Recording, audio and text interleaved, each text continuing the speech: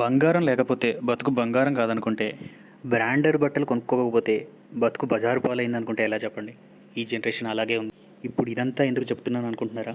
తినడానికి బియ్యం డబ్బాలు గింజలు లేకుండా తిప్పలు పడుతుంటే, దిక్కులు తిరగడానికి BMW బెంజులు కొనివ్వలేదని కాటికిపోయాడండి కన్నబిడ్డ. ఈ సంఘటన ఎక్కడో జరగలేదండి. మన తెలుగు రాష్ట్రాల్లో అయిన తెలంగాణలో, అది కూడా సిద్దిపేటలో జరిగింది. 21 ఏళ్ల యువకుడు BMW కారు కొనివ్వలేదని ఆత్మహత్య చేసుకుని చనిపోయాడు.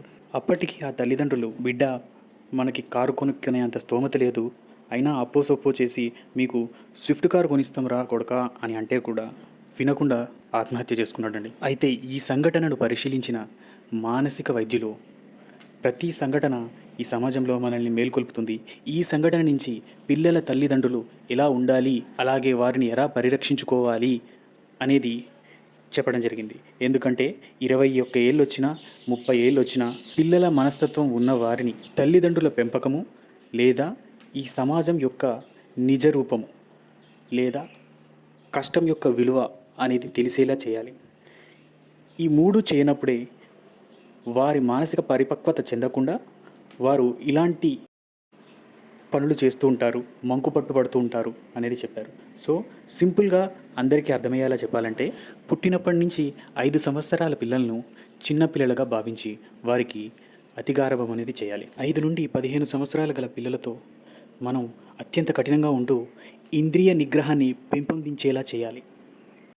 15 నుంచి 25 సంవత్సరాల మధ్య పిల్లలను మనం ఫ్రెండ్స్ని ట్రీట్ చేసినట్టుగా ట్రీట్ చేయాలి.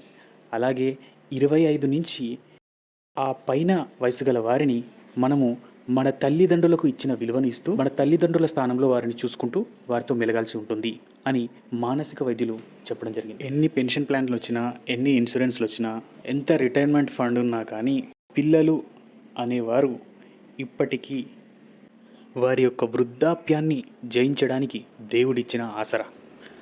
అటువంటి ఆసరాను కోల్పోకుండా ఉండాలి అంటే మీరు చాలా జాగ్రత్త పడాల్సి ఉంటుంది. ఇలాంటి చిన్న చిన్న విషయాలను కూడా మైండ్లో పెట్టుకోవాల్సి ఉంటుంది.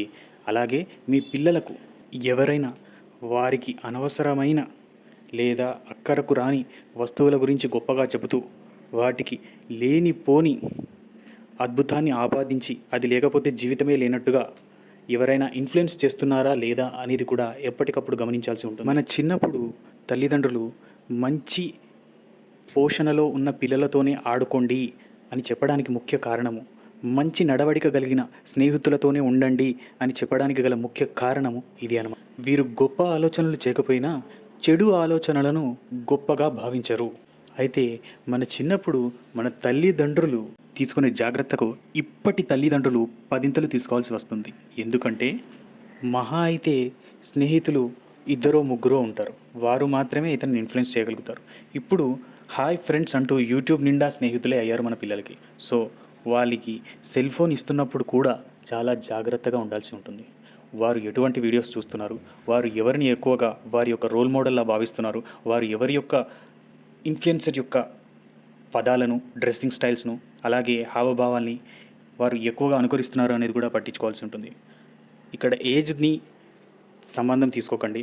వారు 5 సంవత్సరాలు ఉండొచ్చు, 15 ఉండొచ్చు, 20 ఉండొచ్చు, ఈవెన్ 30 కూడా ఉండొచ్చు. వారు ఇన్ఫ్లుయెన్స్ అవుతున్నారు అంటే వారు ఇంకా పిల్లల మనస్తత్వంతో ఉన్నట్టే.